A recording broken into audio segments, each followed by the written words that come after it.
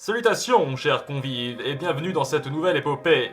Vous allez maintenant vivre les périples de 4 aventuriers qui, après avoir vaincu le tyran de cette contrée, vont devoir faire face à une nouvelle menace.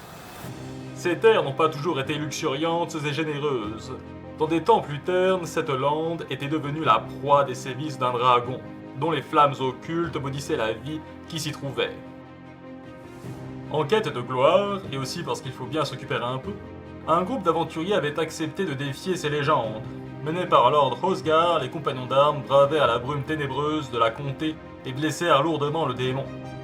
Le monstre eut le temps de s'enfuir par le portail souterrain duquel il s'était introduit dans notre monde pour retourner au sein de son lugubre univers mortifère. Ignorant ce qui les attendait de l'autre côté, les héros décidèrent courageusement de ne pas y aller.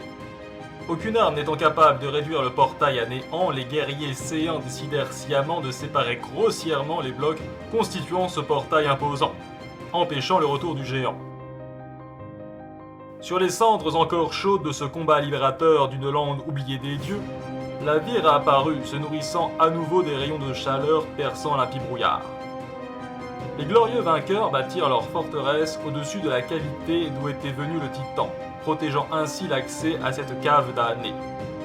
La terre redevenue fertile attira nombre de fermiers et commerçants, signant la naissance d'un royaume prometteur d'abondance.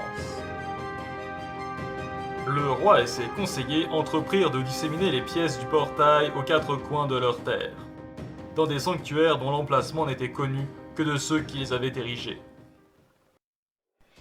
Mais les générations passèrent, et de l'absence de conflit en résulta la mise en lumière de la funeste folie des hommes.